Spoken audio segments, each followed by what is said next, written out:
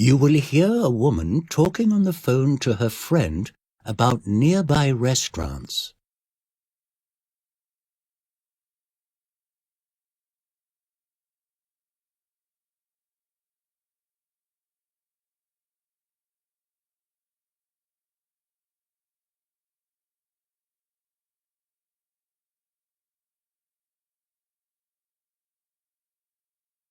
Hi, we're still in town.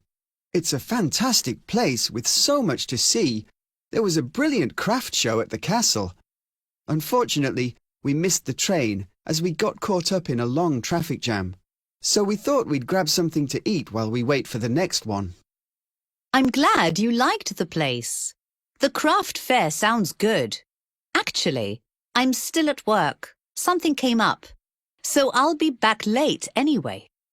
We tried that Indian restaurant you recommended, but it's fully booked. Can you recommend anything else? That's a shame. It's the best vegetarian restaurant in town. I've been going there for ages. They have a matar paneer to die for. Still, there's so much there. It depends on what you like. There's a great Italian seafood restaurant nearby. I would particularly recommend the tuna. It's always really fresh and tasty. But if you still want spicy food, there's also a Mexican taco place. You know I don't eat meat, but I think there's also an Argentinian steakhouse not far from where you are. I know the manager. He's actually from Argentina, but came over when he was about 8. So now he has a really thick local accent. The Mexican sounds good. I think we all love tacos. How do we get there? That's not too difficult. First, stand with the Indian restaurant behind you and cross the road.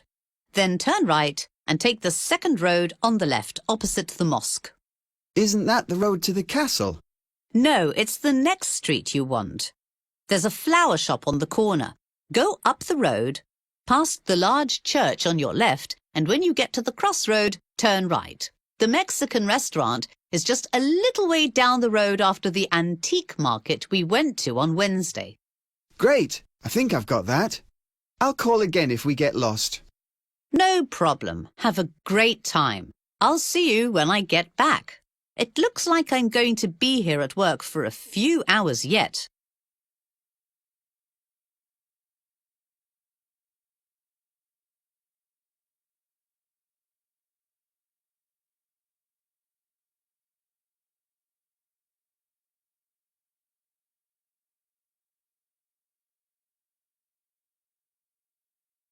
You will hear a lock expert talking about different types of locks.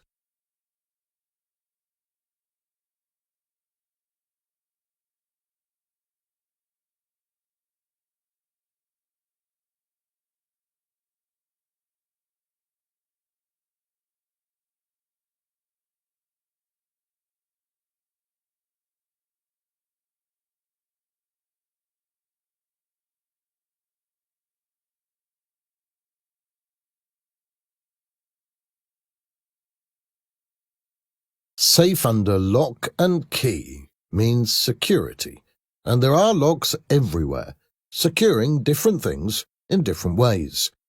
One of the most common types of lock is the cylinder lock, which is used in padlocks as well as doors.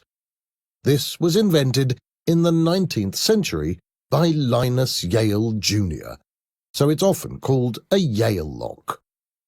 This is how a Yale lock works. When the correct key is inserted into the keyhole, which is shaped to match the blade of the key, the cylinder inside can be turned, so unlocking the door or padlock. When locked, a series of pins projecting from the lock casing stop the cylinder from moving. There are 2 separate pins, upper pins and lower pins. The pins are forced from above into holes in the cylinder by a series of springs. The key profile is cut into a series of high teeth and lower notches, and the lower pins correspond to these, so when the key is inserted, the upper pins are forced up into alignment over the shear line, allowing the cylinder to be turned. However, if a key is lost, the lock can still be opened. One method is picking the lock. In this, two tools are used. One to put tension on the cylinder, the other to lift each of the lower pins one at a time. A second is shimming, used with padlocks, in which a thin strip of metal is inserted between the lock cylinder and the lock casing, separating the lower and upper pins and allowing the cylinder to be turned. If you do find yourself locked out, you can call on the services of a professional locksmith, such as myself. However, for the smith to legally continue with their work, you will have to show proof that you are entitled to remove the lock or enter the building or room. This could include showing a photo ID and some proof of ownership or residence. Otherwise, the locksmith is obliged to call the police. As technology develops, the job of the locksmith is becoming increasingly complex. Vehicles, for example, saw the introduction of electronic locks in the 1980s, and later computerized locks. Previously, leaving a key inside a car and then locking the vehicle was one of the most common causes of people being locked out. Now the problems are either to do with electric keys known as fobs running out of battery power or with the computer program which allows them to work. However, whether a car uses a new electronic key or a traditional one, losing them remains the most frequent cause of lockouts. The earliest electronic keys, known as VATS keys, for Vehicle Anti-Theft System, used a traditional key with an additional electronic component set to a particular electrical resistance specific to any one vehicle, which needed to be matched to start its motor. Locksmiths have equipment to measure the required resistance and produce the corresponding key. If a computerized key is lost, which does not have a traditional key blade, and a push button is used to start the vehicle, the owner must contact the dealer or qualified locksmith, giving the car's VIN, or Vehicle Identification Number, to reprogram the car's onboard computer. Such expertise comes at a cost. As keys become more complex, security has increased, but so have the penalties for losing them.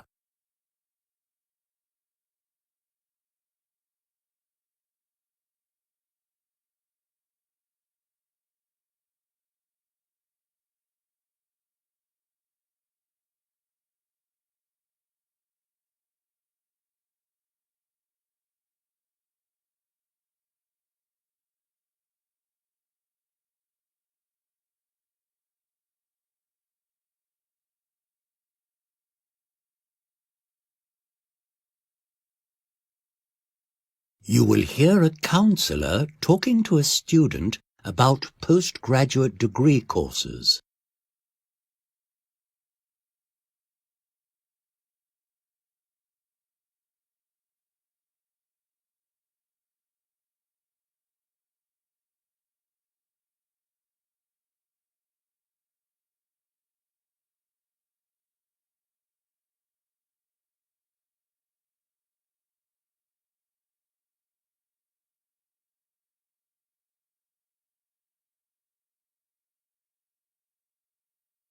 Well done for completing your degree, Peter. Were you pleased with your results? I was a little disappointed I didn't get the highest grade overall, but I did well in my favourite subjects. I got a first-class grade in those subjects. I'm pleased with that. What were they? Oh, that was ecology and economic botany. I wasn't very good at biostatistics or plant physiology. Plant physiology? You know, the structure of plants, how they cope with different environments. I think it's really interesting, but I just couldn't remember all the terminology we had to learn. I think that's why I got a lower grade. As for statistics, I've never been any good at maths. So what did you do best in, and why? Anything that included practical work. getting out into nature and seeing plants growing in the wild. I've been interested in them since I was a small child, though I didn't know what ecology was until my final year at school. When I started studying it, I was hooked. You also mentioned economic botany. Yes, the opposite of ecology in a way, but I'm really worried about the future of our planet and how we're going to be able to feed all of the people, what with climate change and all. I feel, as a botanist, I have a real mission to help some of the world's poorest people. That's great. And now you're thinking of doing a postgraduate degree. Yes, and I was wondering if you have any suggestions. There's a lot to choose from. You said in the questionnaire you filled out earlier that you would like to stay in the local area for personal reasons.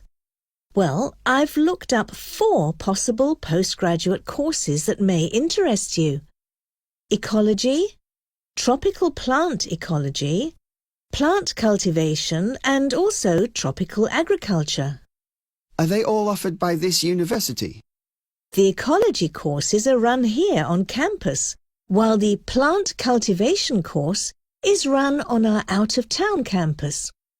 The tropical farming course is offered by the Farming Institute across town. And they're all 2 semesters? Yes, apart from the tropical farming course, which is 1 semester longer, as you undertake a longer study in a tropical location. Oh, that's good. Is there a lot of field work in all the courses? Yes.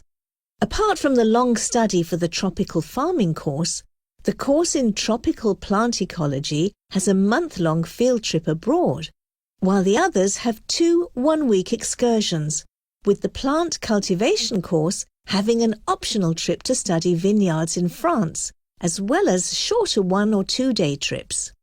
I imagine that's reflected in the cost. You're right. The tropical farming course is, as you might expect, almost twice the cost of the courses based domestically, while the tropical ecology course is 1.5 times as expensive. Thanks. I'll give all of that some thought. So, what are your plans when you have completed your postgrad? I'm not sure yet. I suppose, ultimately, I'd like to work for the United Nations. Something like the Food and Agricultural Organization. That would be my ideal, but there are so many really good charities, NGOs and research institutes out there. Sounds good. Well, good luck. Thanks. See you later.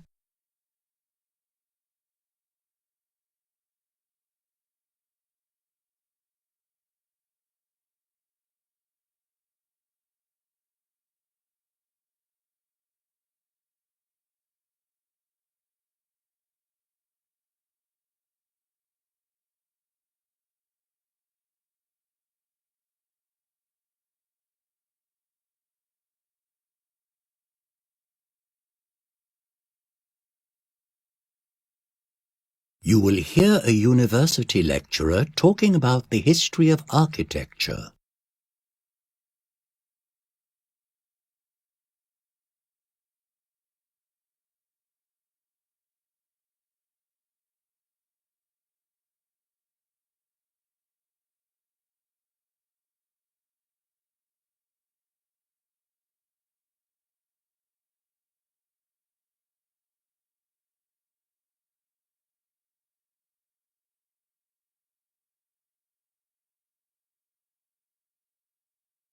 The Houses of Parliament must be among the best-known sights of London, if not the world.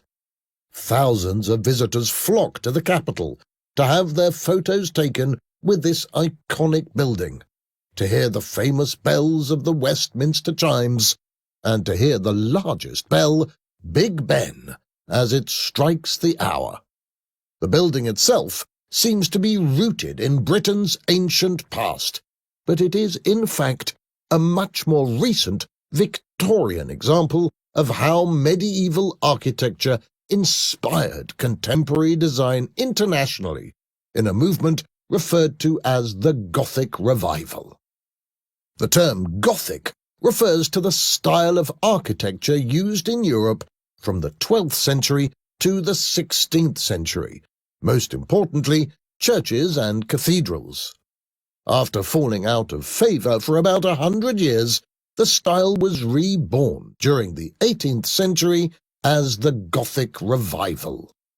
The exception to this, however, was the famous university town of Oxford, described as England's most medieval city.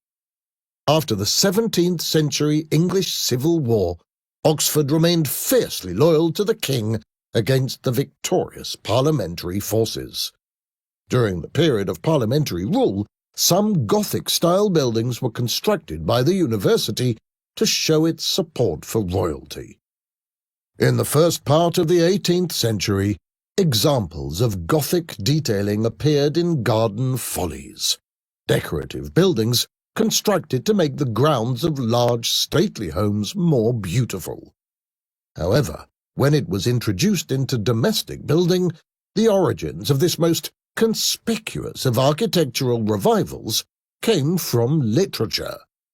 The then popular Gothic horror story found its expression in bricks and mortar, in Horace Walpole's 1750 villa, Strawberry Hill in Twickenham, a suburb to the west of London.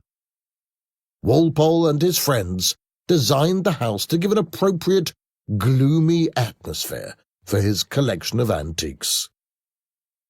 This early period, in which a romantic mood was sought, was replaced in the 19th century with a more academic approach, in which architects studied buildings from the medieval past in order to reproduce their features more authentically. For Augustus Pugin, who designed the Gothic decoration of London's Houses of Parliament, the ultimate in Gothic design was the particular style developed in Venice with its ruler's Doge's Palace, combining Gothic, classic and Arabic elements to be, as he described it, the central building of the world. As the 19th century progressed, historical accuracy was abandoned, as architects designed hitherto unknown building types, such as railway stations, exhibition halls and museums. What made this historic-looking style so successful in the modern world was the incorporation of contemporary technology, in particular the use of iron. The utilization of contemporary cast iron was found to be perfectly compatible with ancient Gothic forms such as the pointed arch. The development of iron-framed buildings provides a link between the Victorian architects of the Gothic Revival and the new skyscrapers which were being developed in the United States by the end of the 19th century. These multi-story buildings were also made possible with the introduction of the safety lift. A good example is the Woolworth Building in New York, which was built in 1913. It was a modern building with Gothic decoration and was the tallest building in the world at the time. I like to think of it as the grandfather of the famous Manhattan skyline. As artists and architects became more experimental in their use of iron, they wandered further and further from Pugin's Gothic ideals, most notably in the work of Antonio Gaudí in Barcelona and the development of Art Nouveau, which represented a significant break from a historic view of architecture. Though modern architecture seems to have little relation to the Gothic Revival, they share a common feeling for volume and space as essential to building design. Furthermore, the principles of decorative domestic architecture can still be felt in the suburbs of Europe and America. It's only the original romantic sense of gloom and melancholy that has been thrown into the dustbin of history.